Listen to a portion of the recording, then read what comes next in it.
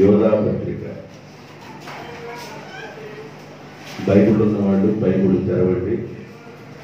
యోధా పత్రిక.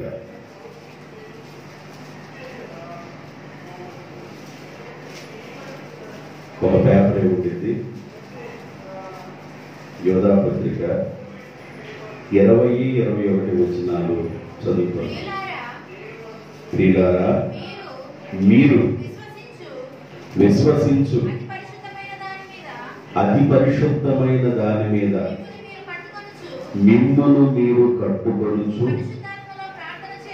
పరిశుద్ధాత్మలో ప్రార్థన చేయించు నిత్య జీవార్థమైన మన ప్రభువుకు యేసుక్రీస్తు కనికరము కొరకు కనిపెట్టుచు దేవుని ప్రేమలో నిలుచున్నట్లు కాచుకొని ఉండండి. అందరూ ఈ చదివిన భాగంలో 4 మాటలు నేను చెప్తాను, అందరూ చెప్పండి. కట్టుకొనుచు, అందరూ చెప్పండి. కట్టుకొనుచు, పరిశుద్ధాత్మలో ప్రార్థన చేయించు, కనిపెట్టుకొనుచు, కాచుకొనుచు. ఈ 4 విషయాలు ఈ వచనాల్లో కనబడతాయి. ఈ 4 మాటలు ఈ వచనంలో మనకి స్పష్టంగా కనబడుతూ ఉంటుంది. ఈ 4 మాటలు చెప్పడానికి ముందుగా యోధా పత్రిక గ్రంథకర్త ఎవరు? యోధా పత్రిక రాసింది ఎవరు? యోధా పత్రిక రాసింది యోధాయనే. యోధా పత్రిక కాబట్టి యోధానే రాశారు. క్రొత్త నిబంధనలో యోధా అనే పేరు కలిగిన వాళ్ళు 6 ఉన్నారు. క్రొత్త నిబంధన కాలంలో నాకు అమౌంట్ గమనిలో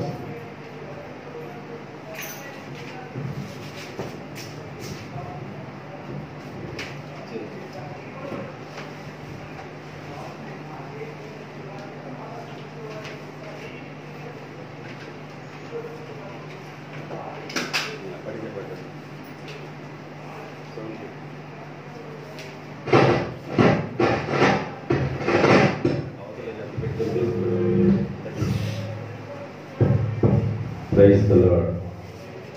హల్లెలూయా. క్రొత్త నిబంధన కాలంలో యోధా అని పేరు కలిగిన వాళ్ళు 6 ఉన్నారు. ఈ 6లో ఒక అతను ఈ యోధా. ఈ యోధా ఎవరంటే యేసు ప్రభు యొక్క సహోదరుడు. యేసు ప్రభు పుట్టిన తర్వాత మరియమ్మకి 4 కుమారులు పుట్టారు. యేసు ప్రభు పుట్టిన తర్వాత మరియమ్మకు 4 కుమారులు పుట్టారు. ఈ 4 కుమారుల్లో ఒక కుమారుడు యోధా. ఒకసారి ఆ భాగాన్ని మీరు చూడాలనుకుంటే మార్కు సువార్త 6:3, మత్తయి సువార్త 13:55లో ఈ మాటలు ఉంటాయి. ఇతడు మరియ కుమారుడు కాడా? యాకోబు, యేసే, యోధా, సీమోను అను వారి సహోదరుడు కాడా? మత్తయి సువార్తలో కూడా 13:55లో ఉంటుంది. కాడా? ఇతని తల్లి పేరు మరియ కాదా? యాకోబు, యేసేబు, సీమోను, యోధా అనువారు ఇతని సహోదరుడు కారా? వినండి. యేసు ప్రభు పుట్టిన తర్వాత పుట్టిన వాళ్ళు 4 కుమారులు అన్నారు. వారిలో ఆఖరి వాడు యోధా. యేసు ప్రభు భూమి మీద సేవ చేసే రోజుల్లో యేసు ప్రభుని బయట వాళ్ళు వెంబడించారు కానీ ఇంట్లో ఉన్న వీళ్ళు వెంబడించారు. యేసు ప్రభు పరిచర్య చేసే రోజుల్లో యేసు ప్రభుని చాలా మంది వెంబడించారు కానీ ఇంట్లో ఉన్న వీరు యేసు ప్రభుని వెంబడించారు. యేసు ప్రభు సమాధి చేయబడి పునరుద్ధానుడై తిరిగి లేచిన తర్వాత యేసు ప్రభు యొక్క పునరుద్ధానాన్ని నమ్మి తర్వాత వాళ్ళు ఆది సంఘంలో చేర్చబడి మేడగదిలో 120 మంది ప్రార్థన చేసేటప్పుడు యోధా కూడా ఉండి ప్రార్థనలో ఉన్నాడు. 120 మందిలో యోధా కూడా ప్రార్థనలో ఉన్నాడు. అపోస్తలుల కార్యం 1:14లో యోధా ప్రార్థనలో ఉన్నాడు. అయితే 1:14 వీరందరూ వీరితో కూడా కొందరు స్త్రీలను యేసు తల్లి అయిన మరియయు యేసు ప్రభు యొక్క సహోదరులను 120 మందిలో వీళ్ళు కూడా ఉన్నారు. జాగ్రత్తగా వినాలి. యేసు ప్రభు తర్వాత పుట్టిన సహోదరుల్లో ఆఖరివాడు యోధా. యాకోబు కూడా ఉన్నాడు. యాకోబు పత్రిక రాసింది యాకోబు, యేసు ప్రభు సహోదరుడైన యాకోబు పత్రిక రాశాడు. యోధా పత్రిక రాసింది యేసు ప్రభు సహోదరుడైన యోధా. ఈయన ఆఖరివాడు అన్నమాట. యేసు ప్రభు తర్వాత 4 కుమారులు పుట్టారు. ఈ యోధా పత్రిక రాయటం జరిగింది. ఈ పత్రికను ఎప్పుడు రాశారంటే క్రీస్తు శకం 65వ సంవత్సరంలో ఈ పత్రిక రాశారు. క్రీస్తు శకం యేసు ప్రభు వచ్చిన తర్వాత 65వ సంవత్సరంలో ఈ పత్రిక రాయటం జరిగింది. ఈ పత్రిక ఎవరి కోసం యోధా రాశాడు అంటే యూదులైన క్రైస్తవుల కొరకు, అన్ని సంఘాల్లో ఉన్న విశ్వాసుల కొరకు యోధా ఈ పత్రిక రాయటం జరిగింది. మీరు జాగ్రత్తగా అర్థం చేసుకోవాలి. ఈ పత్రిక యోధా ఎవరి కోసం రాశాడంటే యూదుల్లో ఉన్న క్రైస్తవులైన విశ్వాసుల కొరకు, ఇంకా అనేకమైన సంఘాల్లో ఉన్న విశ్వాసుల కొరకు యోధా ఈ పత్రిక రాయటం జరిగింది. ఈ పత్రిక రాసే దానిలో యోధాకున్న ఉద్దేశం ఏంటంటే విశ్వాసులు కదిలిపోకుండా స్థిరంగా ఉండాలని, బలమైన వ్యక్తులుగా ఉండాలని, విశ్వాసులు వారు అభివృద్ధి చెందాలని ఒక ఉద్దేశంతో ఈ పత్రిక రాశాడు. రెండో ఉద్దేశం ఏంటంటే ఆ అబద్ధ బోధకులు అనే వాళ్ళు ఆ రోజుల్లో సంఘాల్లో ప్రవేశించారు. ఎవరు ప్రవేశించారంట? అబద్ధ బోధకులు. వీళ్ళు ఏం చేస్తున్నారు అంటే యోధా ఈ పత్రిక రాయడానికి మెయిన్ రీజన్ ఏంటంటే అబద్ధ బోధకులు అనేవాళ్ళు సంఘంలో ప్రవేశించి, అబ్బాయి పరిశుద్ధులుగా ప్రభువుని నమ్ముకున్నాం కాబట్టి ఇప్పుడు మనం ఇబ్బంది ఏం లేదు, మన మీద కృప విస్తరించింది కాబట్టి పాపంలో అంతగా ఉన్నా కూడా ఇబ్బంది ఏమీ లేదు. ఎవడి ఇష్టానుసారం వచ్చినట్లుగా ఎవడి ఇష్టం పేద వాడిదే, వాడి ఇష్టం బయట వాడిదేను, ఎవడికి ఎక్కడైనా స్టార్ట్ చేయొచ్చు, బండిని ఎక్కడైనా ఆపవచ్చు, మీ ఇష్టం స్టార్ట్ చేయట్రా అన్నాడు. అలాంటి వాళ్ళని ఉద్దేశించి ఒరే దొంగ మొహం అన్నారా, అట్లా ఉండకూడదు అని దొంగ బోధకుల్ని ఎత్తిపట్టి, అది కాదు, కృప ఎక్కడుందో, కృప ఎక్కడుంది, పాపం ఎక్కడుందో చెప్పండి. వాడి ఉద్దేశం, దొంగ బోధకుల యొక్క ఉద్దేశం ఏంటంటే పాపం ఎక్కడ విస్తరించునో యేసు ప్రభు యొక్క కృప కూడా అక్కడ నిండుగా ఉండేది కాబట్టి మన పాపలో ఉన్న పెద్ద విశేషం ఏమి అంత బాధ ఏమీ లేదు, ఎవరైనా ఏ ఆటైనా ఆడుకోవచ్చు కాబట్టి మార్నింగ్ షో కానీ మ్యాట్నీ కానీ అన్ని ఆటలాడవచ్చు అని చెప్పేసి దొంగ బోధకులు బయలుదేరారు. అలాంటి వాడిని విశ్వాసులు అలాంటి బోధకు అలవాటు పడకుండా, వాళ్ళలో పడిపోకుండా విశ్వాసులు స్థిరంగా ఉండటం కోసం యోధా ఈ పత్రిక రాయడం జరిగింది. దేవునికి స్తోత్రం, హల్లెలూయా. యోధా అనే పేరుకి అర్థం ఏంటంటే స్తుతి అనేది మీకు తెలుసు. కాబట్టి యోధా ఈ పత్రికను క్రీస్తు శకం 65లో రాశారు. ఎందుకు రాశారు అంటే అబద్ధ బోధకుల యొక్క విధానంలో సంఘం పడిపోకుండా విశ్వాసులు స్థిరంగా ఉండడం కొరకు రాయడం జరిగింది. ఎవరి కోసం రాశారంటే యోధాలో ఉన్న క్రైస్తవ విశ్వాసుల సంఘం కొరకు ఈ పత్రిక రాయడం జరిగింది. ఇంకా అనేక మంది విశ్వాసులు కూడా బలం పొందడం కోసం ఆయన ఉద్దేశంతో ఈ పత్రిక రాశారు. యోధా పత్రిక అంటే మీకు క్లుప్తంగా అర్థమైంది అనుకుంటున్నాను.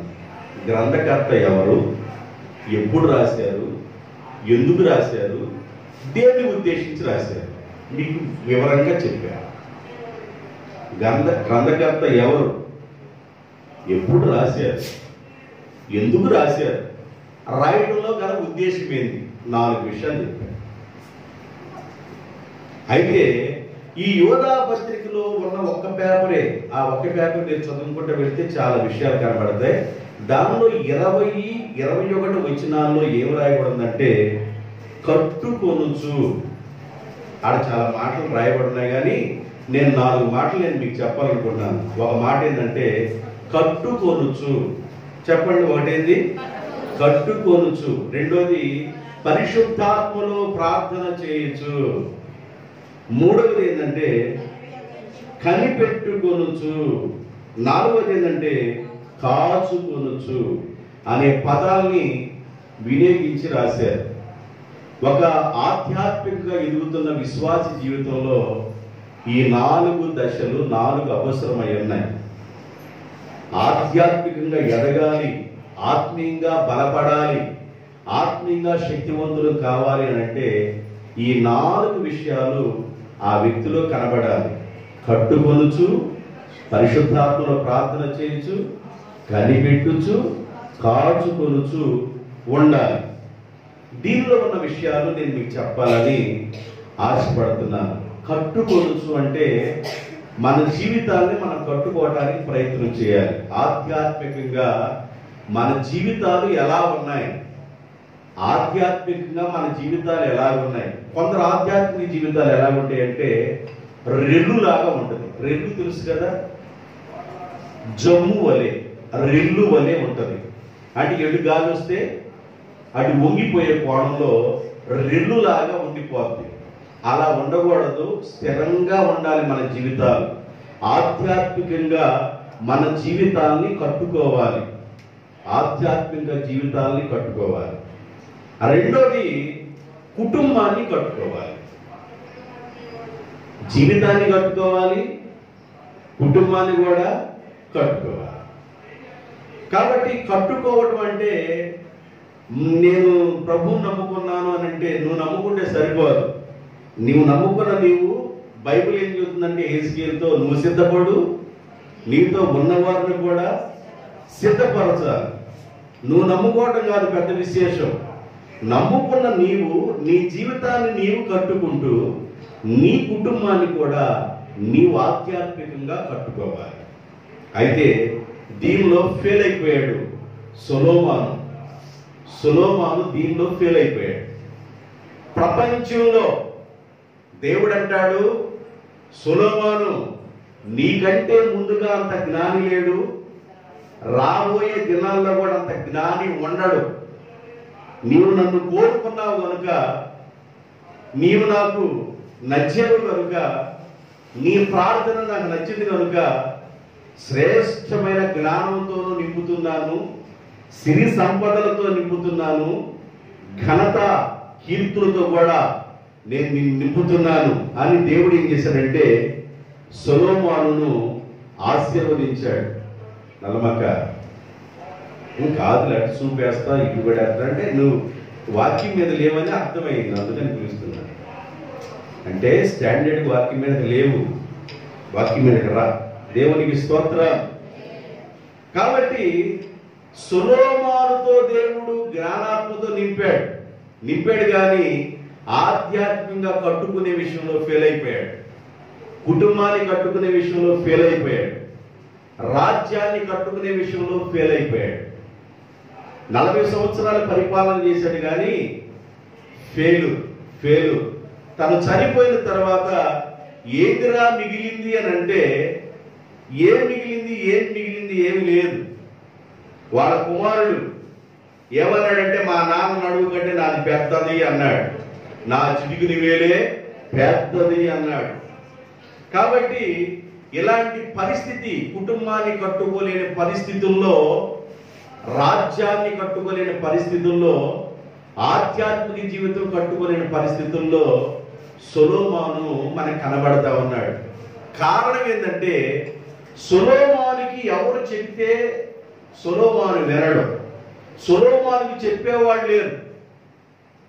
చెప్పేవాడు లేక చెడిపోతారు కొంతమంది. సొలొమోనుకి ఎవరు చెబుతారు? ఆయనే జ్ఞాని, అందుకంటే ముందు ఎవరు జ్ఞాని లేరు, ఆ తర్వాత రాబోయే దానిలో కూడా అంత జ్ఞాని ఉండరు అని దేవుడు ఆశీర్వదించాడు. ఆయన ఇంకెవరు చెబుతారు? చెప్పేవాడు లేక సొలొమోను చెడిపోయాడు. కానీ వాళ్ళ నాన్నగారైన దావీదు తప్పు చేసినప్పుడు చెప్పేవాడు ఉన్నాడు కనుక దావీదు బాగుపడ్డాడు. దేవునికి స్తోత్రం, హల్లెలూయా. కాబట్టి కట్టుకొనుట అంటే ఏంటంటే ఆధ్యాత్మిక జీవితాన్ని మనం కట్టుకోవడానికి ప్రయత్నం చేయాలి. నీ ఆత్మీయ జీవితంలో స్టాండర్డ్గా ఉండాలి, స్థిరంగా ఉండాలి, ప్రభువుని అంటి పెట్టుకుని ఉండాలి. అది చావైనా అది బ్రతుకైనా ప్రభువుని అంటి పెట్టుకుని ఉండాలి. ఆఖరి శ్వాస వరకు, నీ ఊపిరి పోయేంత వరకు ప్రభువుని అంటి పెట్టుకుని బ్రతకడానికి నీవు ఇష్టపడాలి. ఏదో ఉడుకుడుగ్గా సూర్యుడు రాగలే ఇసుక వేడెక్కినట్లుగా, సూర్యుడు దిగిపోగలే ఇసుక చల్లబడినట్లుగా నీ ఆధ్యాత్మిక జీవితం ఉండకూడదు. కొందరు ఆధ్యాత్మిక జీవితం ఎలా ఉండిందంటే సూర్యుడు ఉదయించగానే త్వరగా వేడెక్కే నేల ఏది అని అంటే రాతి నేల, ఎర్ర నేల, నల్ల నేల, ఒకవేళ ఇసుక నేల, ఇలాంటి రకరకాల నేలల్లో ఏ నేల త్వరగా వేడెక్కింది సూర్యుడు వచ్చిన వెంటనే ఇసుక నేల త్వరగా వేడెక్కింది. త్వరగా చల్లబడేది ఏదంటే సూర్యుడు బాగులే ఇసుక నేలే. కొందరి హృదయాలు ఇసుక నేల వలె ఉంటాయి, కొందరి హృదయాలు రాతి నేల వలె ఉంటాయి, కొందరి హృదయాలు రకరకాలుగా ఉంటాయి. దేవుని బిడ్డలారా, మన హృదయం ఎలాగా ఉండాలంటే స్టాండర్డ్గా దేవుని మీద ఆనుకొని ఉండాల. ఇప్పుడు చేసుకున్న ఒక తీర్మానం, మరి సాయంకాలానికి చిన్నపిల్లలు ఆడుకున్నట్లుగా చిక్కు చిక్కు పొల్ల, చిన్నారి పొల్ల, చిక్కు చిక్కు పొల్ల, చిన్నారి పొల్ల అని ఇసుకుని ఇట్లా చేసుకొని ఇసుకలో పొల్ల నెట్టుకుంటే చిక్కు చిక్కు పొల్ల, చిన్నారి పొల్ల, చిక్కు చిక్కు పొల్ల, చిన్నారి పొల్ల, ఏడ పెట్టారు ఈ పొల్ల అని వచ్చే పడుకొని తర్వాత ఏం చేస్తారు?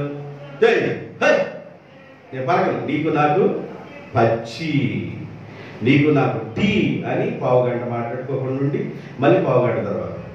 ఇది పిల్లల యొక్క ఆట. పిల్లల ఆటలను నువ్వు ఆడకూడదు, పిల్లల ఆటలు ఆడకూడదు. ఆధ్యాత్మిక విలువలు కలిగి ఉండాలి. దేవునికి స్తోత్రం. ఆధ్యాత్మిక విలువలు కలిగి ఉండాలి. ఆధ్యాత్మిక సంబంధమైన విలువల్ని మనం సంపాదించుకోవాలి. ఒక రోజు మన మీద పడే కొలది ఆధ్యాత్మిక స్టాండర్డ్ మనలో పెరగాలి. దేవునికి స్తోత్రం. విన్నప్పుడే కాదు, విన్న మాటలను ఏం చేసుకోవాలంటే స్టాండర్డ్గా ఆ మాటలో నివాసం చేయడానికి, జీవించడానికి ప్రయత్నం చేయాలి. కట్టుకొనుట అంటే మన జీవితాలని ఆధ్యాత్మిక కట్టుకోవడానికి, మన కుటుంబాన్ని కట్టుకోవడానికి. ఆయన సొలొమోను రాజుకున్నాడు కాబట్టి ఆ రాజ్యాన్ని కట్టుకున్నాడు. మన కుటుంబాలను కట్టుకుంటూ మన సంఘాలని మనం కట్టుకోవాలి. దేవునికి స్తోత్రం. వీళ్ళల్లో ఒక బెస్ట్ ఎగ్జాంపుల్, ఒక బెస్ట్ భక్తుడిని నేను మీకు పరిచయం చేయాలని ఆశపడుతున్నాను. దానిలో ఆ బెస్ట్ భక్తుడు ఎవరంటే నెహెమ్యా. ఎవరంట? నెహెమ్యా 1వ అధ్యాయం 4వ వచనం.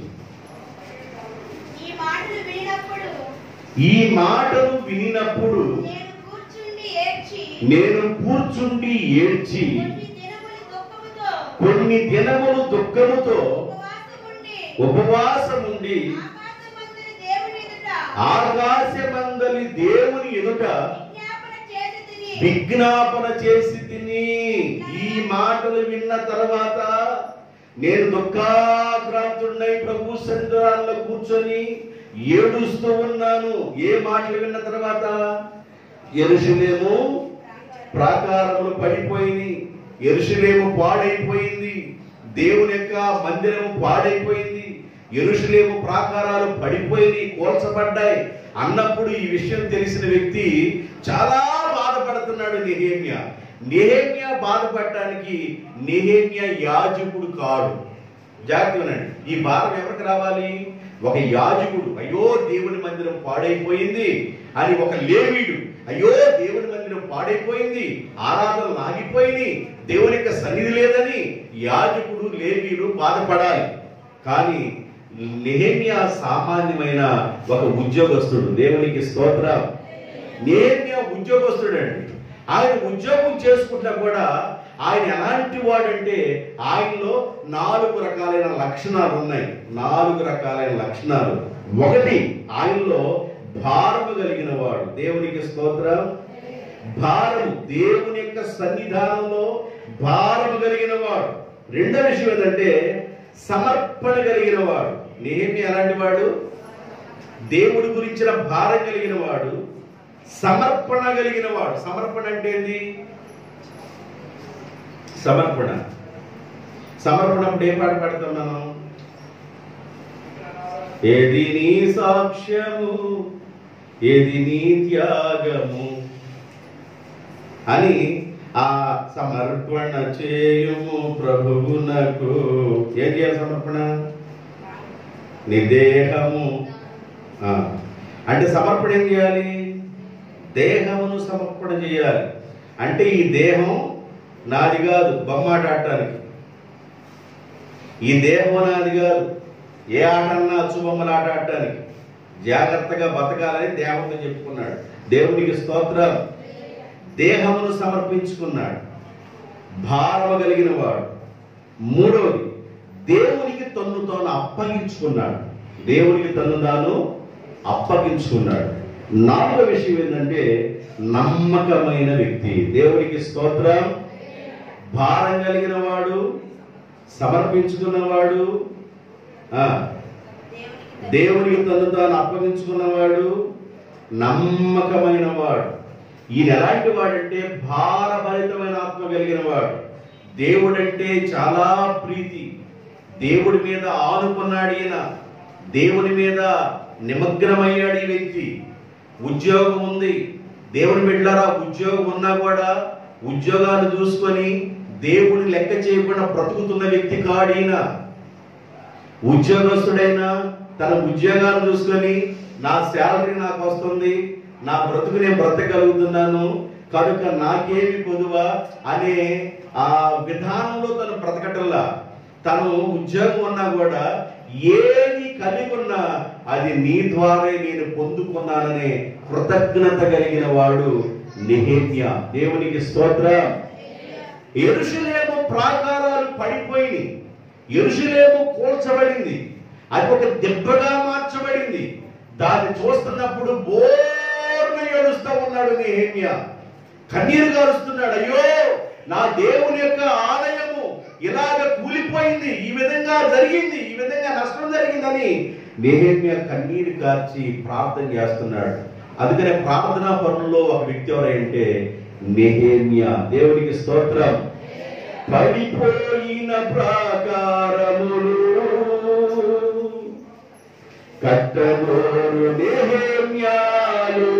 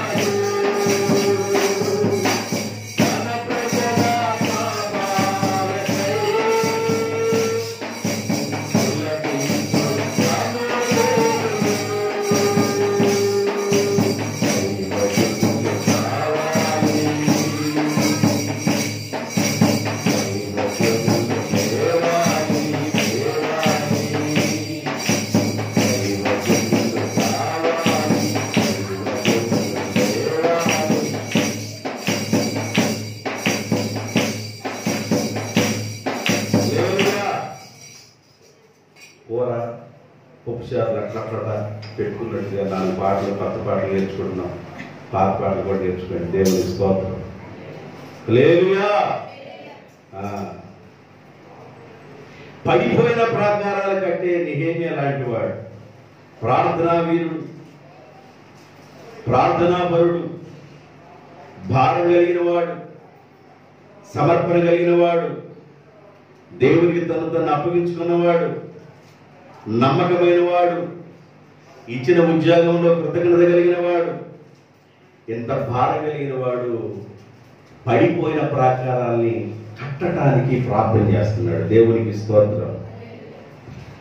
ఒక వ్యక్తి ఎప్పుడైతే భారం కలిగి ఉంటాడో, తన కుటుంబాన్ని కట్టుకోవడానికి భారం కలిగి ఉన్నా, తన ఆధ్యాత్మిక జీవితం కట్టుకోవడానికి భారం కలిగి ఉన్నా, నీ భారాన్ని చూసి దేవుడు నీకు సహాయాన్ని చేస్తాడు. దేవునికి స్తోత్రం.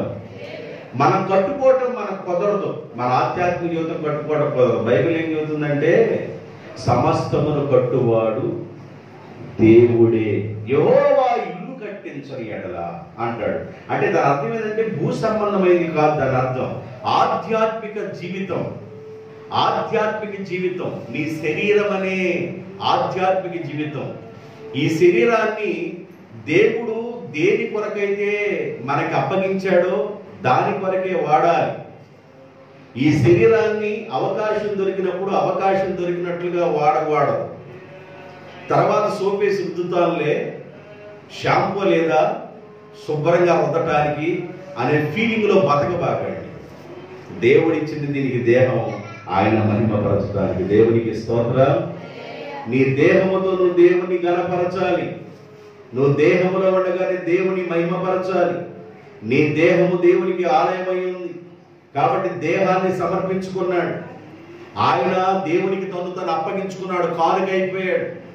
నమ్మకమైన వాడు, భారం కలిగిన వాడు, కృతజ్ఞత కలిగిన వాడు, ఇచ్చిన ఉద్యోగాన్ని బట్టి కృతజ్ఞత కలిగి ఉన్నాడు. అయితే యాజకుడు లేవీయుడికి భారం ఉండాలి, వాళ్ళకంటే ఎక్కువ భారం కలిగి ఉన్నవాడు నెహెమ్యా. దేవుని యొక్క ఆలయాన్ని గురించి, దేవుని యొక్క మందిరాన్ని గురించి చాలా శ్రద్ధ కలిగి ఉన్నవాడు. ఎంత శ్రద్ధ కలిగి ఉన్నాడు కనుక, ఆలయాన్ని కట్టాలి అనే ఆశతో ఉన్నాడు కనుక, బైబిల్ ఏం చెప్తుందంటే ఆయన భారాన్ని బట్టి, ఆయన ఆశను బట్టి దేవుడు తనకి తోడై ఉన్నాడు. దేవునికి స్తోత్రం. 2వ అధ్యాయం నెహెమ్యా గ్రంథం 18వ వచనం. నెహెమ్యా గ్రంథం 2వ అధ్యాయం 18వ వచనం. ఇదియు కాక నాకు సహాయము చేయు దేవుని కరుణా హస్తమును గూర్చియు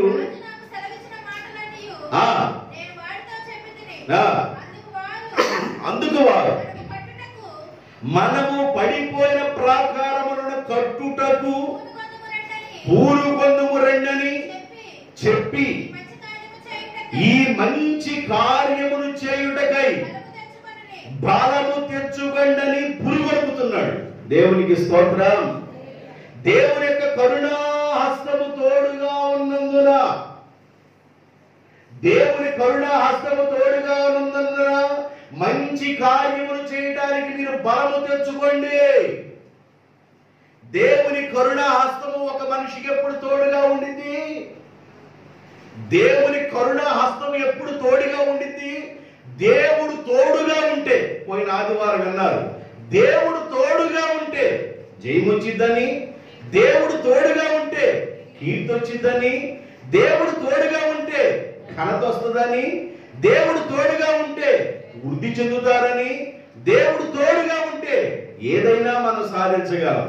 ఇప్పుడు దేవుని కరుణా హస్తము మనకు తోడుగా ఉంది కాబట్టి బలము తెచ్చుకోండి, మీరు ధైర్యం వహించండి. ఈ పడిపోయిన ప్రాకారాలను మనం కడదాము, కూలిపోయిన ప్రాకారాల్ని మనం కడదాము. యోధా పత్రికలో 4 మాటలు చదివించాను. కట్టుటకు, పరిశుద్ధాత్మలో ప్రార్థన చేయుటకు, కనిపెట్టుచు, కాచుకొనుచు ఉండండి అని 4 మాటలు చెప్పారు. ఇప్పుడు నేను కట్టుకొనుచు అని చెప్తున్నా.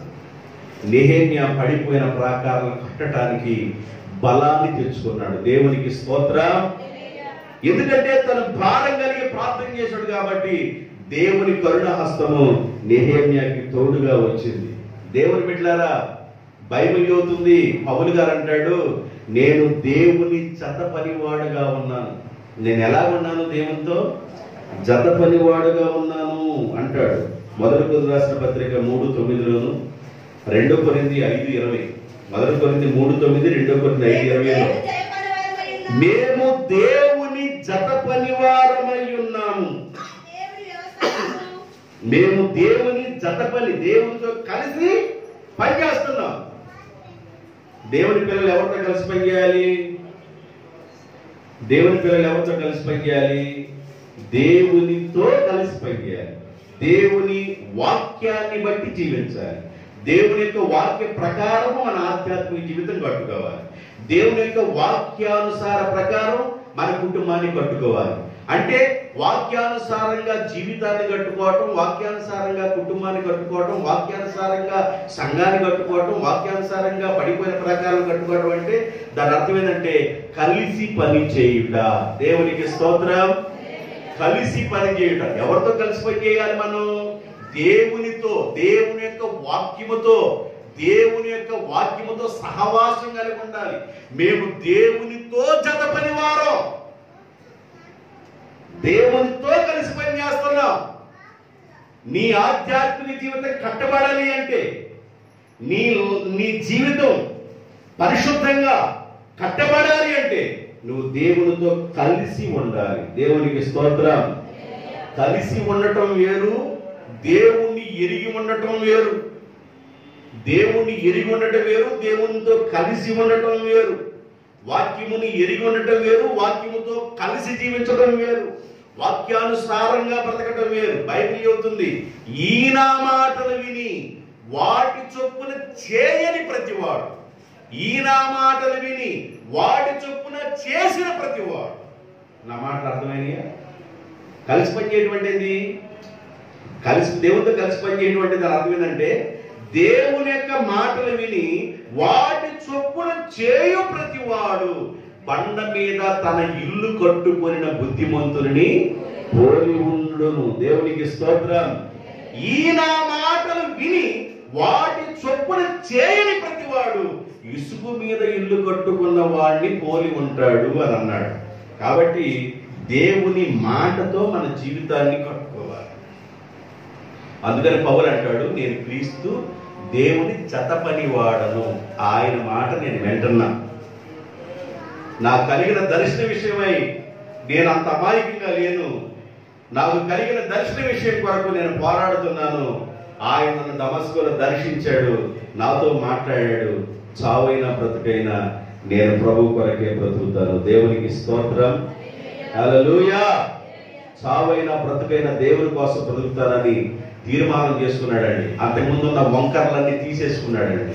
అంతకుముందున్న వంకర అంతటిని తీసేసుకున్నాడు. తన బలహీనతలన్నింటి ప్రభు దగ్గర ఒప్పేసుకున్నాడు. తన వ్యసనాలన్నింటి ప్రభు దగ్గర ఒప్పేసుకున్నాడు. దేవుని యొక్క పాదాల మీద పడ్డాడు. అయ్యా నీ పాదాలే నా శరణ్య, నీ పాదాలకే శరణ్యం అయ్యా, అయ్యా నీ పాదాల దగ్గర ఉంటానని తన బ్రతుకు దినమలన్నిట దేవుని కోసం బ్రతికాడు. బ్రతుకుడ క్రీస్తే చావైతే నాకు లాభం అని బ్రతికాడు. ఆయన అంటాడు, నేను దేవుని జత పనివాడను. ఇంకో మాట 5వ అధ్యాయం 2 కొరింథీ 20వ వచనంలో రాయబడింది, కావున దేవుడు మా ద్వారా మేము క్రీస్తుకు రాయబారులము. అయ్యా మేము ఎవరి తరపున ఉన్నామంటే క్రీస్తు తరపునున్న రాయబారులం. మేము క్రీస్తుతో ఉన్నవారం, క్రీస్తు రాయబారులం. కాబట్టి దేవుని జత పనివారుగా ఉన్నవాళ్ళం, క్రీస్తు రాయబారులుగా ఉన్నవాళ్ళం. అలాంటి వాళ్ళతో దేవుని కరుణా హస్తము తోడుగా ఉండి బలము తెచ్చుకోండి. మనం మంచి పని చేద్దాం, మనం కట్టడానికి ప్రయత్నం చేద్దాం అని నెహెమ్యా అన్నాడు. బలం తెచ్చుకోండి, దేవుని కరుణా హస్తం మనకి తోడుగా ఉంది. హెబ్రీయులకు రాసిన పత్రిక 3వ అధ్యాయం 2వ వచనం అంటాడు. హెబ్రీయులకు రాసిన పత్రిక 3వ అధ్యాయం 2వ వచనం,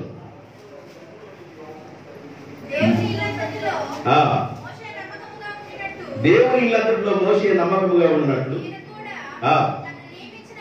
కిందకు వచ్చేసేయండి. సమస్తమును కట్టువాడు, సమస్తమును కట్టువాడు దేవుడే.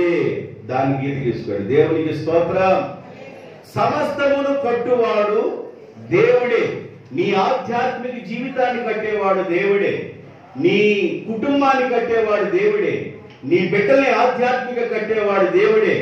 నీ యజమాని ఆధ్యాత్మిక కట్టేవాడు దేవుడే. కాబట్టి దీని అంతటికీ ఏం కావాలంటే భారం కావాలి. నీ కుటుంబం కట్టబడటానికి భారం కావాలి. భారంతో ప్రార్థన చేయాలి, కన్నీటితో ప్రార్థన చేయాలి.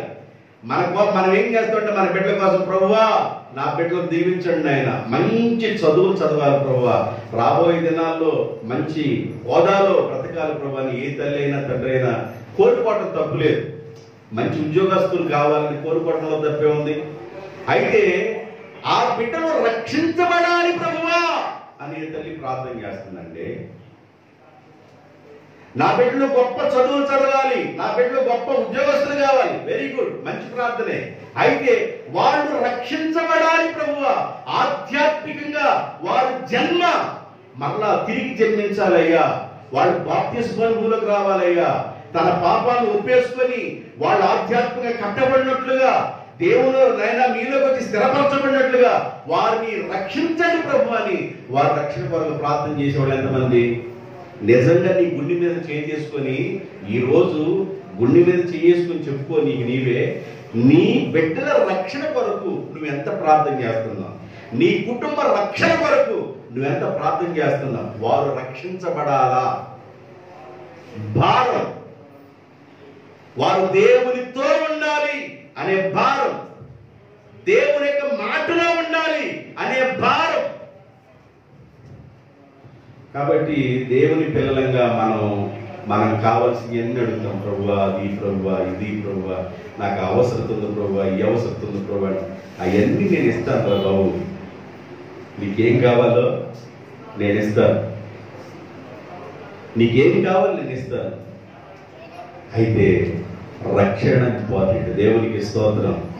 రక్షించబడ్డావా, మారు మనసు పొందావా, బాప్తిజం పొందావా, క్రీస్తు శరీరంలో అంటుకట్టబడ్డావా, దేవుడి కొరకు నువ్వు నివాసం జీవించాలని ఒక సమర్పణలోకి రాగలిగావా? అలా వచ్చింది నాన్న, నీ జీవితం ధన్యం. దేవునికి స్తోత్రం. నీ జీవితం చాలా విలువైంది. కాబట్టి మనం కట్టుకోవడానికి ప్రయత్నం చేయాలి.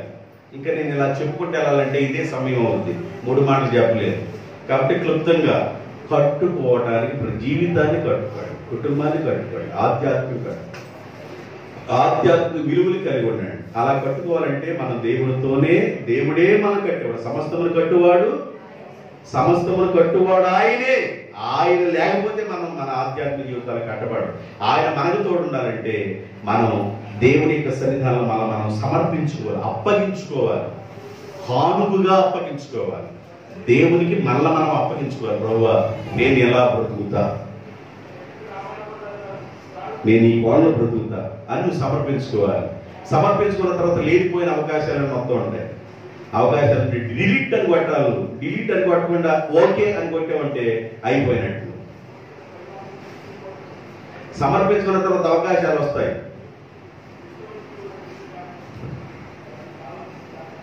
ప్రతిదాన్ని డిలీట్ అని కొట్టుకుంటూ వెళ్ళిపోవాలి. దేవునికి స్తోత్రం. ఒక విషయం చెప్పారు. రెండో విషయం, పరిశుద్ధాత్మలో ప్రార్థన చేయొచ్చు. ఎలా ప్రార్థన చేయాలంట? పరిశుద్ధాత్మలో ప్రార్థన చేయొచ్చు. పరిశుద్ధాత్మలో ప్రార్థన చేయడం అంటే ఏంది? పరిశుద్ధాత్మలో ప్రార్థన చేయడం అంటే ఏంది? రోమిల్ రాసిన పత్రిక 8వ అధ్యాయం 26వ వచనం. అమ్మా, అటువలే ఆత్మయు మన బలహీనతలను చూసి సహాయం చేయుచున్నాడు. ఏలయనగా మనం యుక్తముగాను ఎలాగూ ప్రార్థన చేయవలెనో మనకు తెలియదు గాని ఉచ్చరింప శక్యము గాని మూలుగులతో ఆత్మ తానే మన పక్షమున ఉండి విజ్ఞాపన చేయుచున్నాడు. యుక్తముగా ఎలా ప్రార్థన చేయాలో మనకి కుదరదు, తెలియదు. అయితే మన బలహీనతను చూసి ఆత్మ మన పక్షాన్ని ఏం చేస్తున్నాడంటే విజ్ఞాపన చేయుచున్నాడు. పరిశుద్ధాత్మలో ప్రార్థన చేయుట. పరిశుద్ధాత్మలో ప్రార్థన చేయుట అంటే ఏంది? పరిశుద్ధాత్మలో ప్రార్థన చేయటం అంటే కొంతమంది ఉద్దేశం ఏంటంటే భాషలతో నింపబడి ప్రార్థన చేస్తే పరిశుద్ధాత్మతో ప్రార్థన చేయటం అనుకుంటారు. భాషలతో నింపబడి ప్రార్థన చేస్తే పరిశుద్ధాత్మతో ప్రార్థన చేయటం అనుకుంటాడు. పౌలు గారు ఏమంటాడంటే అర్థమయ్యే మాటలు 5 మాటలు మాట్లాడటం విలువ, అర్థం కాని మాటలు 100 మాటలు మాట్లాడటం కంటే అర్థమయ్యే మాటలు 5 మాటలు మాట్లాడటం మీకు మేలు కదా అంటాడు. నేను పరిశుద్ధాత్మతో ప్రార్థన చేస్తున్నానండి. ఏ భాషలో చేస్తున్నావు? ఏ భాషలో చేస్తున్నాడు ఆయనకు అర్థం కాదు, ఆయన భాషతో ప్రార్థన చేస్తున్నాడు. భాష అంటే దాని అర్థం ఏంటంటే పరిశుద్ధాత్మలో ఒక పార్ట్, పరిశుద్ధాత్మలో ఒక వరం. పరిశుద్ధాత్మ అనే ఆ వరంలో భాషలు అనేది అది ఒక వరం. దేవునికి స్తోత్రం. ఆత్మ ఒక్కడు, పరిశుద్ధాత్మ ఒక్కడే గాని కృపావరములు నానా విధములు. ఆ కృపావరాల్లో ఒక వరం భాషలు. పరిశుద్ధాత్మలో ప్రార్థన చేయటం అంటే కొంతమంది అంటారు భాషలతో ప్రార్థన చేయుట అంటాడు. దావీదు గారు ప్రార్థన చేసేటప్పుడు దావీదు గారు ఏమని ప్రార్థన చేశాడంటే నా యందు ఆయాసకరమైన మార్గము ఏదైనా ఉన్నదేమో చూడయ్యా అని ప్రార్థన చేస్తున్నాడు. దావీదు గారు ఏమని ప్రార్థన చేశాడు? అయ్యా నా అతిక్రమములు తుడిచిపెట్టు నాయన, నా పాపములు పరిహరించు నాయన, నా యందు ఆయాసకరమైన మార్గం ఏమన్నా ఉందేమో వాటి నుండి విడుదల దయచేయడం అని ప్రార్థన చేశాడు. ఏ భాషలో ప్రార్థన చేశాడు? అర్థమయ్యే భాషలోనా అర్థం కాని భాషలోనా? చెప్పండి. అర్థమయ్యే భాషలోనా అర్థం కాని భాషలోనా? అర్థమయ్యే భాషలో దేవునితో మాట్లాడాలి. దేవునికి స్తోత్రం. అర్థం కాని భాష ఏదో వచ్చింది నీకు, ఇంట్లో ప్రార్థన చేసుకో. పౌలు గారు అంటాడు నేను మీకంటే అధికంగా భాషలు మాట్లాడగలను, అయితే అది మీకు అర్థం కాదు. నేను దేవునితో మాట్లాడుతున్నాను. భాషలతో మాట్లాడేవాడు దేవునితో మాట్లాడుతున్నాడు, వాడు మర్మములు మరుగుతున్నాడు. అయితే నేను మీతో మాట్లాడుతున్నప్పుడు అర్థమయ్యే భాషలో 5 మాటలు మాట్లాడితే మీకు అర్థమవుతుంది. అర్థం కాని భాషలో 100 మాటలు మాట్లాడితే మీకు అర్థం కాదు. దానివల్ల ఉపయోగం ఏంటి? పరిశుద్ధాత్మలో ప్రార్థన చేయుట. పరిశుద్ధాత్మలో ప్రార్థన చేయుట అంటే ఏంటి? ఎలా భక్తులు ప్రార్థన చేశారు? భక్తుడైన దావీదు ఎలా చేశాడు? ఏ విధంగా చేశాడంటే అయ్యా నా యందు ఆయాసకరమైన మార్గము ఏమైనా ఉంటే తీసే. ఆయాసకరమైన మార్గాన్ని పరిశుద్ధాత్మ దేవుడు చూపిస్తాడు. పరిశుద్ధాత్మ దేవుడు నీ దగ్గరికి వస్తే నీ బలహీనతను గుర్తు చేస్తాడు.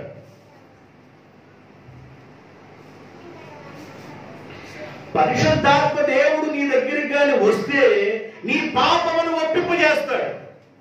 పరిశుద్ధాత్మ దేవుడు ఏం చేస్తాడంట? మనిషి దగ్గరికి వస్తే పాపాలని ఒప్పింపజేస్తాడు, బలహీనతను గుర్తు చేస్తాడు. మొక్కులప్పుడు శివుడు వచ్చినట్టుగా బలహీనతను ఒప్పుకొని ప్రార్థన చేసుకోవాలి. పాపాన్ని ఒప్పింపజేస్తాడు. పాపాన్ని ఒప్పింపజేసే ఆత్మ పరిశుద్ధాత్మ. దేవునికి స్తోత్రం. హల్లెలూయా. ఒకవేళ పాపాన్ని అలాగే లోపల ఉంచుకొని, ఒకవేళ అలాగే దాచుకొని నా ప్రభువా యేసయ్యా స్తోత్రములయ్యా, స్తోత్రములయ్యా, స్తోత్రములయ్యా, స్తోత్రములు. ఏం స్తోత్రం? ఏం స్తోత్రం అన్న?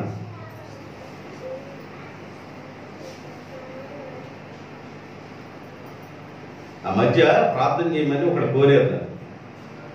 ఏం కోరారంటే అయ్యా అబ్బాయి కోసం ప్రార్థన చేయ, అమ్మాయి ఏమైనా వెళ్ళిపోయింది, అబ్బాయి దగ్గర రొట్టలేదు, అమ్మాయి వెళ్ళిపోయింది, అన్నలేదమ్మా, 2 సంవత్సరాలు అయిందయ్యా, రమ్మని అడుగుతున్నా కూడా అమ్మాయి రావట్లేదయ్యా, రీజన్ ఏంటమ్మా, కారణం ఏంటమ్మా? అబ్బాయి కొంచెం అలవాటు నుండి కొద్దిగా వేస్తున్నాడయ్యా అని. అమ్మాయి ఏమన్నా అది మానేతో వస్తాను. ఇంకా దాని ప్రార్థన ఎందుకు? దాని ప్రార్థన అవసరమా? వీడు మానేది అది వచ్చింది, దాని ప్రార్థన ఎందుకు? ప్రార్థన ఏ కోణంలో చేసుకోవాలి? నీకు అర్థం కాదు. కొన్ని బలహీనతలు ఎట్లా వస్తాయి అర్థం కాదు. వాటి కోసం ప్రార్థన చేసుకోవాలి. మనం సరి చేసుకోవలసినవి మనకు తెలిసి ఉండి సరి చేసుకోకుండా నాయనా మీకు వందనాలు తండ్రి, ఏదో ఆయన నేను అమాయకం చేసినాడు. ఎవరిని? దేవుడిని అమాయకం చేసి ఆ నాయన మీకు వందనాలు, నాయన మీకు స్తోత్రాలయ్యా, మీకే కోటాలు కోటాలు కోట స్తోత్రం నాయన, స్తోత్రం నాయన. మీరు గొప్ప దేవుడు నాయన, మహాబలుడు నాయన, మహోన్నతుడు నాయన, దుర్గమా, ఆశ్రయమా, ఆశ్రమం. ఈ మాటలనే ఈయన దావీదు గారు అంటాడు, అయ్యా నా దోషములు నాకు తెలిసే ఉన్నవి, నాయందు ఆయాసకరమైన మార్గములు ఉన్నవయ్యా, వాటిలో నుండి నాకు విడుదల ప్రసాదించు. దేవునికి స్తోత్రం. పరిశుద్ధాత్మలో ప్రార్థన చేయడం అంటే ఏంటంటే మన అతిక్రమములను, మన బలహీనతల్ని ప్రభు ఒప్పింపజేస్తున్నప్పుడు వాటిని ఒప్పుకొని విడిచిపెట్టాల.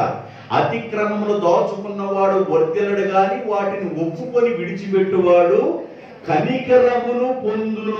దేవునికి స్తోత్రం. పరిశుద్ధాత్మలో ప్రార్థన చేయుట, దట్ ఈజ్ ఈక్వల్ టు మనకున్న బలహీనతను ఒప్పింపజేసింది పరిశుద్ధాత్మ. మనకి ఏ పాపమైతే ఉందో, ఏ బలహీనత అయితే ఉందో, ఏది లోపల అంటిపెట్టుకొని ఉందో దాన్ని మనం ఏం చేయాలంటే విడిచిపెట్టేసేయాలి. అప్పుడు పరిశుద్ధాత్మ దేవుడు మన దగ్గరికి వచ్చేస్తాడు. దేవునికి స్తోత్రం. పరిశుద్ధాత్మ దేవుడికి ఉన్న గొప్ప విషయం ఏంటంటే పాపాన్ని ఎప్పుడైతే మనం తీసేసుకుంటామో పరిశుద్ధాత్మ దేవుడు మన దగ్గరికి ఎంటర్ అయిపోతాడు. ఇక నువ్వు ఆహ్వానించినట్లే పాపాన్ని ఎప్పుడైతే దూరం చేసావో పరిశుద్ధాత్మ దేవుడు ఆహ్వానించినట్టు వచ్చేస్తాడు. ఆల్రెడీ చదువుకున్నాడు అనుకుంటున్నాను. ఓకే, సాయంకాలమా ఎందుకు మూతిపొడి వరకు ఒక్కడం కదా.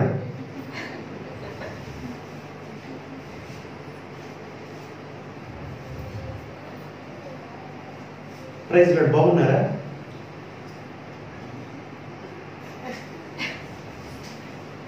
అంటే ఈ నటన ఎవరికి కావాలి? ఈ నటన ఎవరికి కావాలన్న అంటే మనం ఉండే నటనలో మనం ఉంటూ, మన బలహీనతలో మనం ఉంటూ, మన వ్యసనాల్లో మనం ఉంటూ, ఏమి తెలియనట్టు దేవానికి స్తోత్రం నాయన స్తోత్రం అంటే టాప్ లెగుస్తున్నారు అంటాడు ఆయన.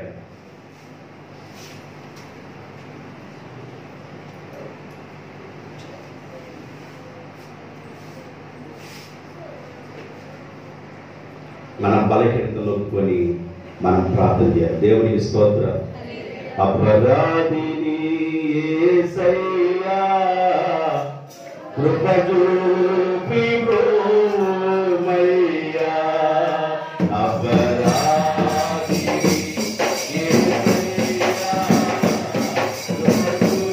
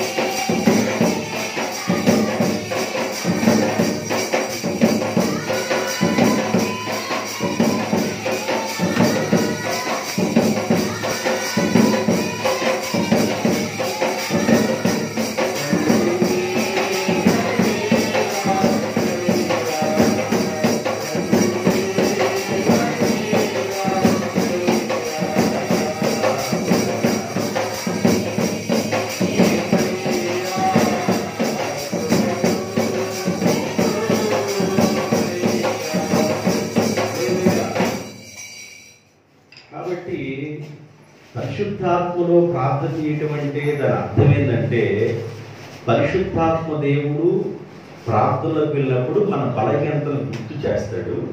వాటిని ఎప్పుడైతే మనం ఒప్పుకొని విడిచిపెట్టేస్తామో పరిశుద్ధాత్మ దేవుడు రంగప్రవేశం చేస్తాడు. నీకు అప్పుడు సమయం అర్థం కాదు. దేవునికి స్తోత్రం. అర్థం కాదు. పరిశుద్ధాత్మ దేవుడు నీలోకి ఎప్పుడైతే వచ్చాడో నీ బలహీనతలన్నింటినీ నెట్టే చేస్తాడు. అర్థం కాదు. ఎంత సమయం గడుపుతున్నావో దేవునితో, ఎంత సమయం ప్రభుతో గడుపుతుంది నీకు అర్థం కాదు. అదొక మహిమ, అదొక మహిమ నీకు అర్థం కాదు. పరిశుద్ధాత్మ నీకు ఒక బలమైన ప్రభావాన్ని కలుగు చేస్తుంది. అది గొప్ప పవర్ అన్నమాట. పరిశుద్ధాత్మ గొప్ప పవర్. ఎప్పుడు పరిశుద్ధాత్మలో ప్రార్థన చేస్తామంటే మన బలహీనతను ఒప్పుకొని విడిచిపెట్టిన తర్వాత పరిశుద్ధాత్మ దేవుడు రంగప్రవేశం చేస్తాడు. అప్పుడు ఎలా ప్రార్థన చేశారు భక్తులు ఒక 2-3 ఎగ్జాంపుల్ నేను చూపించి తర్వాత బాగా పెడతాను. కొలస్సీయులకు రాసిన పత్రిక 4:12 మీలో ఒకడు క్రీస్తు యేసు దాసుడనైన ఎపఫ్రా మీకు వందనములు చెప్పుచున్నాడు. మీరు సంపూర్ణులను ప్రతి విషయములో దేవుని చిత్తమును గూర్చి సంపూర్ణమైన ఆత్మ నిశ్చయిత గలవారవునట్లు జాగ్రత్త వినండి.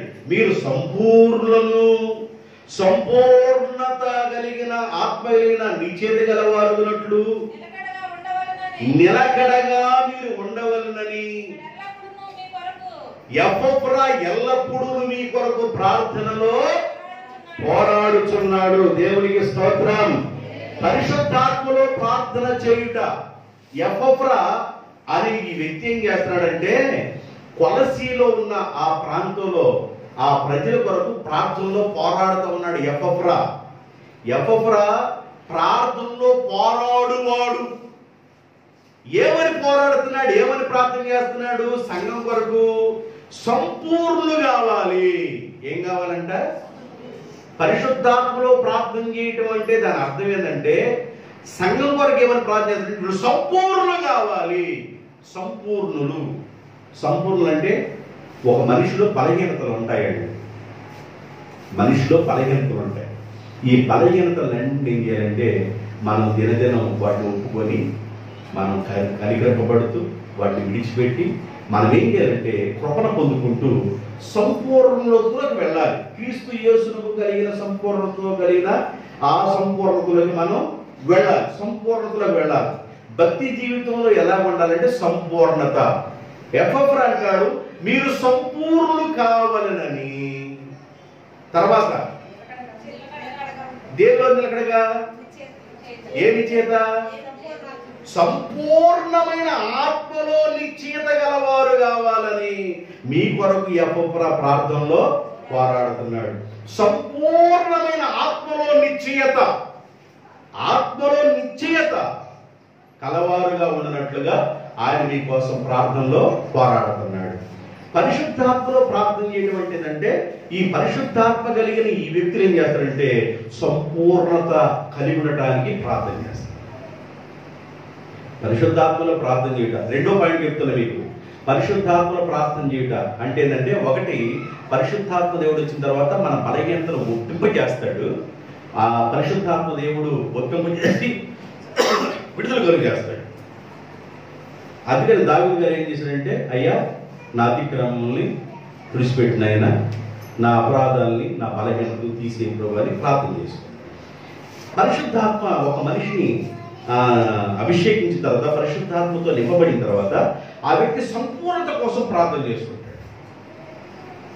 సంపూర్ణులు కావాలని సంఘం కోసం ప్రార్థన చేస్తాడు. ఆత్మలో నిశ్చయత గలవారుగా మీరు ఉండాలి. ఎట్లా ఉండాలంట? ఆత్మలో నిశ్చయత, ఆత్మలో ఒక స్థిరమైన స్టాండర్డ్ కలిగిన వ్యక్తులుగా. ఒక మనిషి నిర్ణయాన్ని ఎక్కడ తీసుకోవాలంటే లోపలే తీసుకోవాలి. ఎక్కడ తీసుకోవాలి? లోపల తీసుకోవాలి. లోపల తీసుకున్న నిర్ణయం స్టాండర్డ్ కాదు. దేవునికి స్తోత్రం. లోపల నిర్ణయం తీసుకుంటాం. ఒక మనిషి తప్పు చేయాలన్నా లోపలే ప్రారంభమైంది. ఒక మనిషి మంచి చేయాలన్నా లోపలే ప్రారంభమైంది. ముందు లోపల కార్యం చేస్తుంది. ఒక మనిషి తప్పు చేయాలంటే లోపలే ప్రారంభమైంది. ఒక మనిషి మంచి చేయాలంటే లోపలే ప్రారంభమైంది. ఇది ఏం చేస్తుందంటే ప్రారంభమయ్యి గర్భం ధరించి, మంచి కోసం గర్భం ధరిస్తే మంచిని కంటాం, చెడు కోసం గర్భం ధరిస్తే చెడుని కంటాం.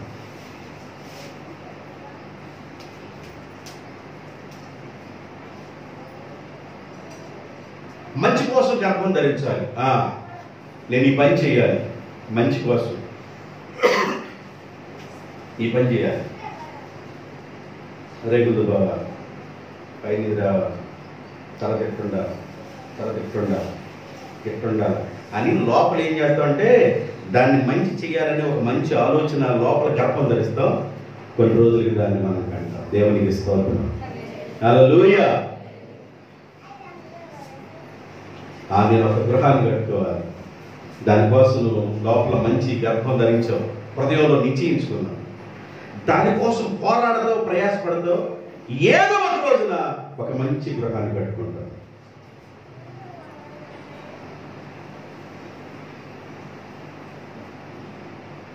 శవర 43,000 కాదు, శవర 50,000కైనా నా కుమార్తె కోసం కనీసం కొద్దిగా నేను కొనిపించి చెప్తానని నీ మనసులో నిశ్చయం చేస్తున్నావు. నీ కష్టపడి ఎలాగైనా శ్రమపడి బాధపడి నీ బిడ్డ కోసం ఒకటి చేస్తాను అంటే నీ మనసులో ఏం చేసావు? నిశ్చయించుకున్నావు, నీ మనసులో అనుకున్నావు, నిశ్చయించుకున్నావు, దాన్ని చేయడానికి ప్రయత్నం చేస్తావు. ఒకరోజు చేస్తావు. చెడును కూడా నిశ్చయించుకుంటే అట్లాగే చేస్తావు, మంచి నిశ్చయించుకున్నా అలాగే చేస్తావు. అందుకని పరిశుద్ధాత్మలో సంపూర్ణులు కావాలని ఆత్మలో నిశ్చయించుకోవాలి. అందుకని మీకోసం నేను ప్రార్థనలో పోరాడుతున్నాను. ఎఫ్రా ప్రార్థన. పౌలు గారు ప్రార్థన ఏం చేస్తున్నాడు? పౌలు గారు ఎఫెసు రాసిన పత్రిక 1వ అధ్యాయం 17వ వచనం, ఫిలిప్పీ రాసిన పత్రిక 1వ అధ్యాయం 9, 11 వచనాలు. అమ్మా, మరియు నా మనోనేత్రములు వెలిగించబడినందున మిమ్ములను పిలిచిన పిలుపు వలనైనను నిరీక్షణ ఎట్టిదో పరిశుద్ధులలో ఆయన స్వాస్థ్యం యొక్క మహిమ ఐశ్వర్యం ఎట్టిదో ఆయన కీర్తినందు వినియోగపరిచిన బలాతిశయమును బట్టి విశ్వసించు మనయందు ఆయన చూపుచున్న తన శక్తి యొక్క అపరిమితమైన మహత్యము ఎట్టిదో తెలుసుకోవాలనని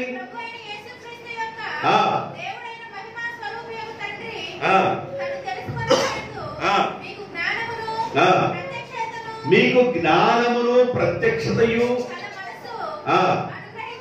అనుగ్రహించున్నట్లు నేను నా ప్రార్థనలో మీకోసం విజ్ఞాపన చేయుచున్నాను. దేవునికి స్తోత్రం. అసలు ఎంత వర్ణించాడండి పైన. అసలు పౌలు గారు ఆ వర్ణ విధానం అసలు ప్రత్యేకంగా ఉంటుంది. పౌలు గారు నేను మీకోసం ప్రార్థన చేస్తున్నానంటే సరిపోదు, ఆయన మహిమైశ్వర్యం ఎట్టిదో, ఆయన కృపాతిశయం ఎట్టిదో, ఆయన బలం ఎట్టిదో, అసలు ఆయన ఉన్నతమైన మహోన్నతమైన జ్ఞానం ఎట్టిదో, ఆయన యొక్క అభిషేక ప్రియం ఎట్టిదో, ఇవన్నీ మీరు తెలుసుకోవాలని నేను మీకోసం ఏం చేస్తున్నాను? పరిశుద్ధాత్మలో ప్రార్థన చేయడం.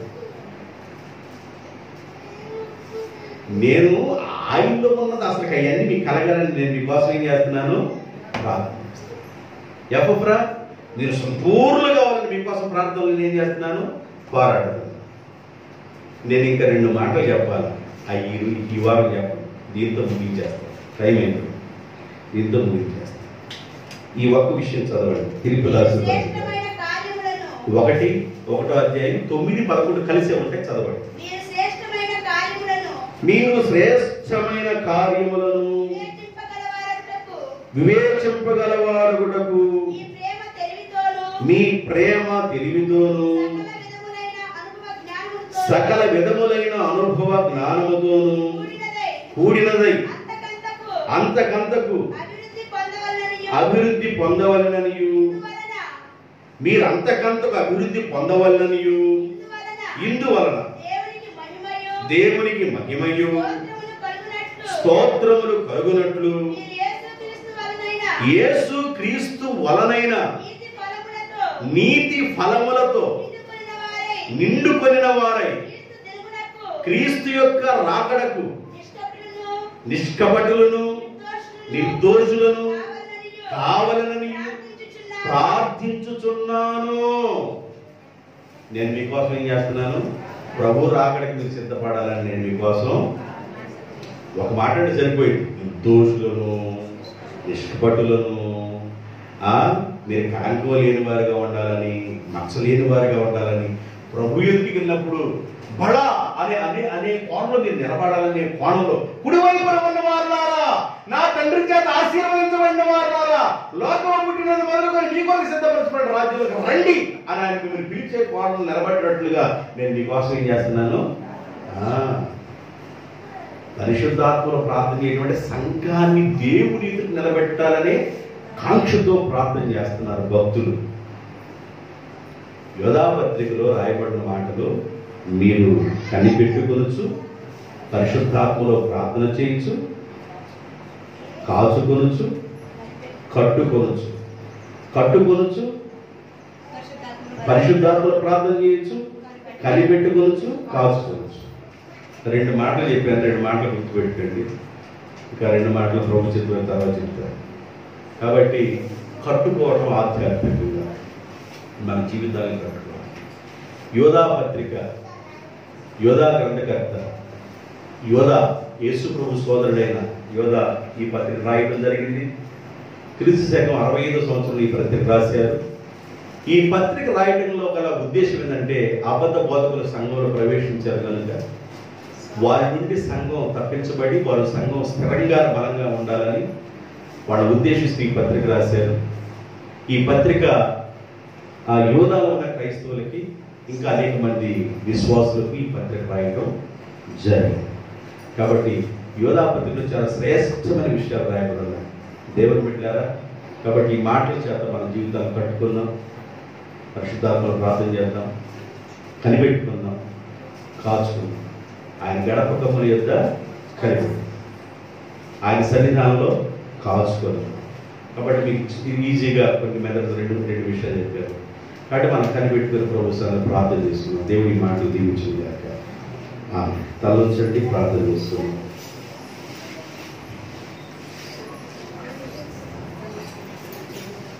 దేవుని యొక్క ఆత్మ భారం కలిగి పడిపోయిన ప్రాకారంలో కట్టి నేనేమియాలంటే ప్రార్థన పరులు కావాలి. భారభరితమైన ఆత్మ కలిగిన వాడు, సమర్పణ కలిగిన వాడు, తను దేవునికి అప్పగించుకున్నాడు, నమ్మకమైన వ్యక్తి, తన ఉద్యోగాన్ని బట్టి అతిశయించిన వ్యక్తి కాదు, కృతజ్ఞత కలిగిన వాడు, దేవుని యొక్క సన్నిధానంలో దేవుని యొక్క పని గురించిన భారం కలిగిన వాడు నెహెమ్యా. కట్టువాడు ఎవరైనా భారం కలిగి ఒక వ్యక్తి నిలబడాలి కదా కట్టబడటానికి. ఆ భారం కలిగిన వాడే నెహెమ్యా, ఆ సమర్పణ కలిగిన వాడే నెహెమ్యా, నమ్మకమైన వాడు నెహెమ్యా, దేవునికి తాను అర్పణగా అప్పగించుకున్న వాడు నెహెమ్యా. మనం మంచి పని చేయడానికి పూనుకున్న రండి, కట్టడానికి రండి, బలం తెచ్చుకోండి. ఆయన కరుణా హస్తం మనకు తోడుగా ఉంది.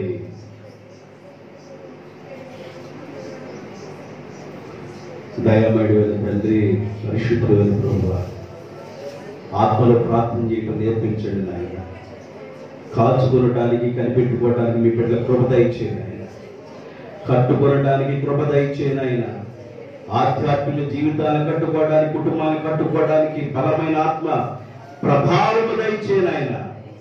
మీరెక్కడ చోట మీ బిడ్డలు దాచి భద్రపరచమని, మీ కవిగుల్లో దాయమని, ఎవరిని మీరు విడిచిపెట్టకుండా మీ ఆత్మ భారంతో ప్రతి బిడ్డను నింపను దీవిస్తూ యేసుక్రీస్తు నామములో ప్రార్థన చేయుచున్నాను తండ్రి.